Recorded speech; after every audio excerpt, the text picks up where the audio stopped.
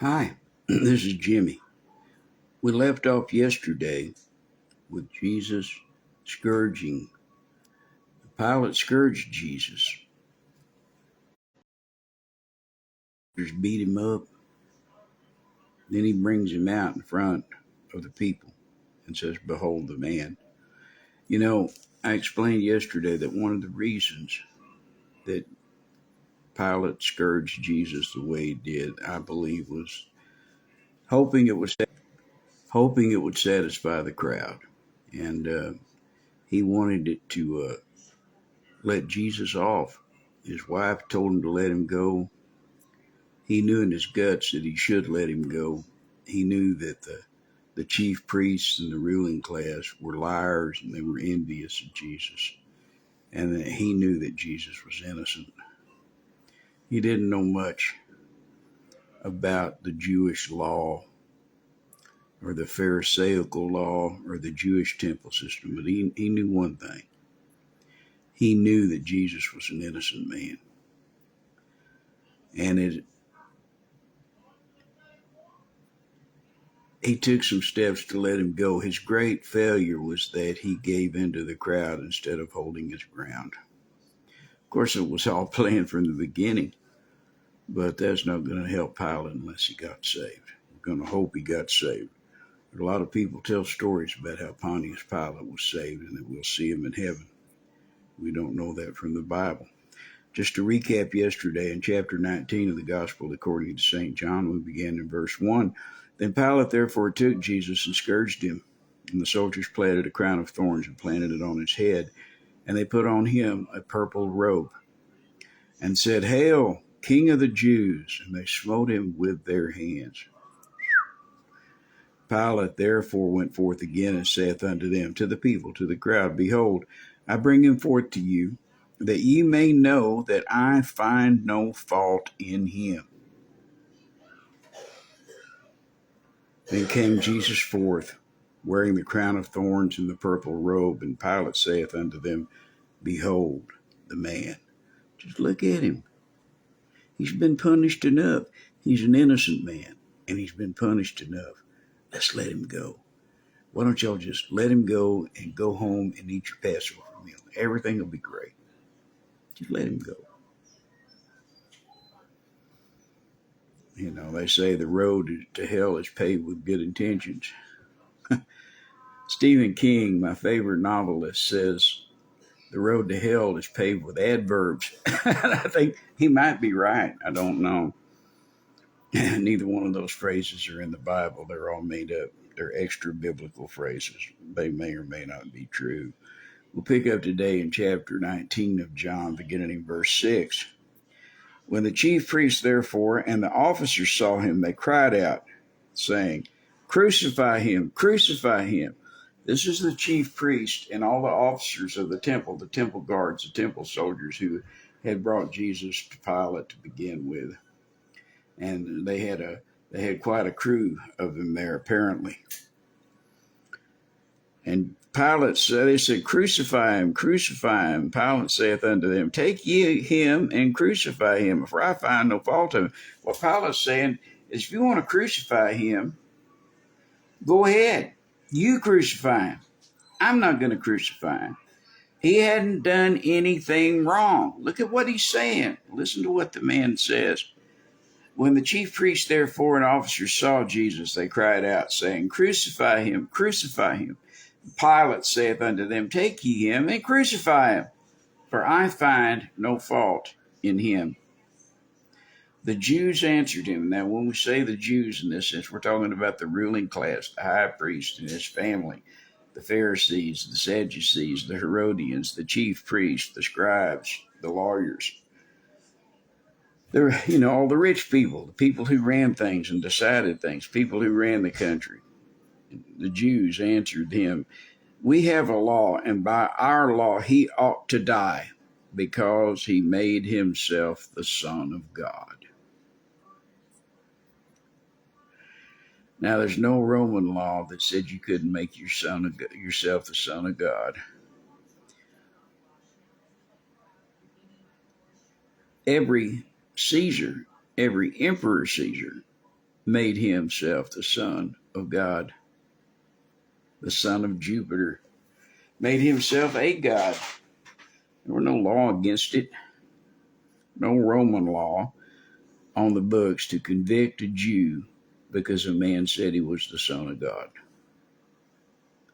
Now, if he started saying he was equal to Caesar, Tiberius at this time, then they would have a problem. Jesus hadn't done that, and everybody knew he hadn't done it. Now, the Jews, the ruling Jewish leaders, they want Pilate, they want Rome to crucify Jesus so that the Jews, the temple administration, won't get blamed for it. They want the Romans to do it. And besides, the Jews couldn't crucify anybody. They might stone them to death for a violation of their law, but there was no Roman law that Jesus could be convicted under at this point.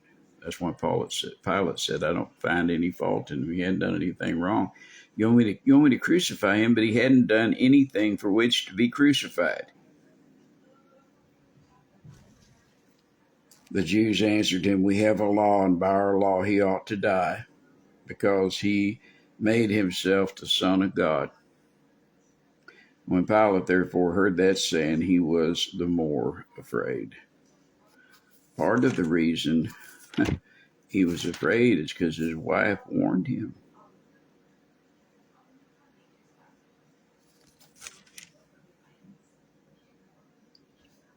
When he first sat down on the judgment seat, verse 19 of chapter 27 of Matthew. For when Pilate was set down on the judgment seat, his wife sent unto him, saying, have thou nothing to do with that just man? For I have suffered many things this day in a dream because of him. But the chief priests and elders persuaded the multitudes that they should ask Barabbas and destroy Jesus. See, it was all decided from the beginning. They're going to try to railroad Jesus. They're going to make Pilate do it. Because there may have been one thing that he feared worse than his wife's disapproval. He feared the disapproval of the emperor, because he was the emperor's fist in Judea. The Jews answered Pilate, we have a law, and by our law he ought to die, because he made himself the Son of God. When Pilate therefore heard that saying, he was the more afraid, and went into the judgment hall. He went back inside, pulls Jesus in there with him, saith unto Jesus, whence art thou? But Jesus gave him no answer. He's asking Jesus, where are you from? Where'd you come from? They say you're the Son of God. Well, if you're the Son of God, did you come from heaven?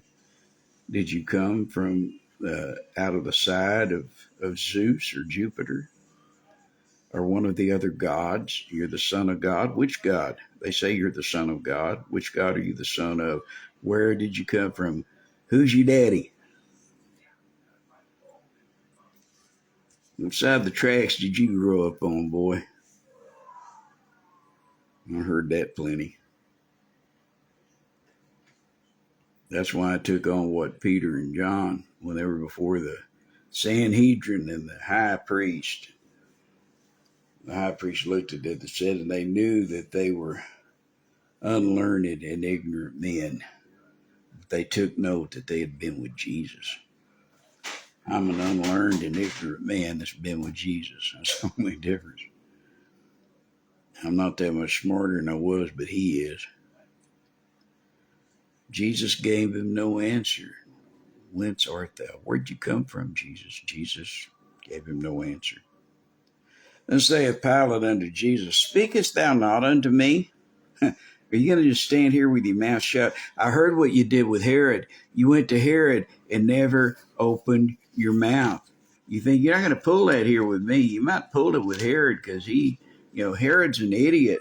And you might pull it with Herod, but you're not going to pull it with me.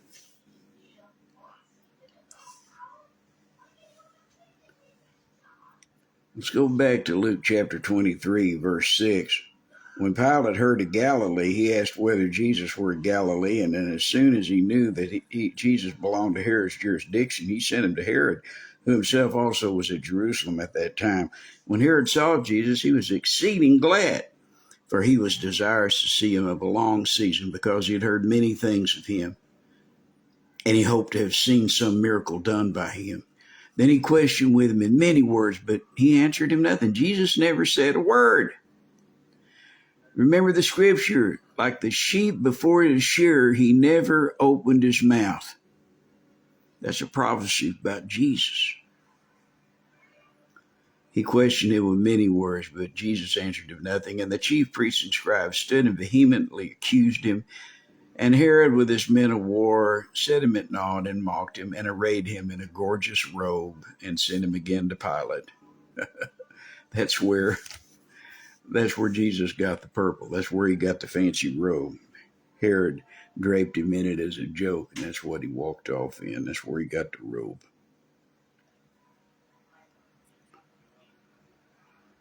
Then Pilate saith unto him, Speakest thou not unto me? I know you kept your mouth shut in front of Herod, but I'm kind of your last line of defense here. If you can't convince me, you're going to die. So you need to give me some answers here. And what Pilate is doing in his stumble-bumble way, being just really ham-fisted and jiggle-footed and tripping all over everything like a bull in a china shop, trying to get down to the point. He is begging Jesus to give him something that he can use against the ruling class of the Jews, to give him something. He wants Jesus to give Pilate something that he could get him off the hook.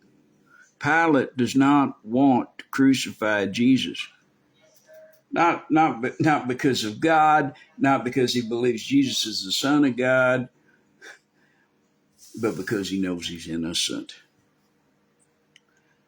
And whatever you might say about the Romans, their administrators were usually fair.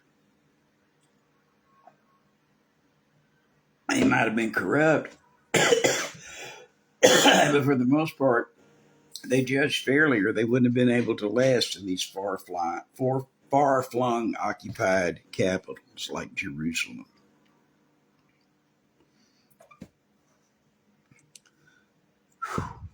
We got a little choked up here. I'm not emotional. It's a little warmer this afternoon, but the mornings are nice. Boy, it's 60 this morning. Good time to get out and walk. And Pilate saith unto Jesus, Speakest thou not unto me? Knowest not thou not that I have power to crucify thee and have power to release thee? Let's get this straight, Jesus. You need to talk to me. Give me something I can use. I'd like to let you go. Give me a reason to let you go, because it's in my power to free you. Give me a case. Give me some precedents here. Give me a reason to let you go where I can satisfy the law and satisfy the Jewish leaders and not have to write back to Rome and explain a foul up.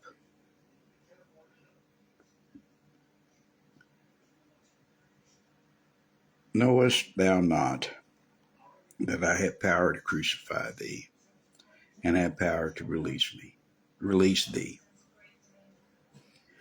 Jesus answered, Thou couldst have no power at all against me, except it were given thee from above. He said, Pilate, whether you like it or not, God handed you this decision. It's for you to decide. You're the one in charge.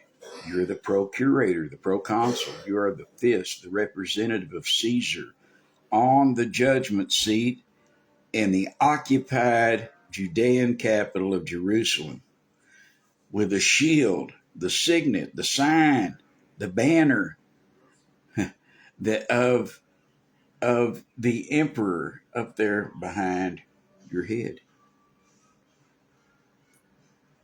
It's up to you to decide. It's not up to me. It's up to you. God put you in this position to decide, and nobody else. And you know what? The priests and the scribes and the temple guards out there, they can't decide for you. They don't have the power to decide. They don't have the power to crucify anyone. Nobody.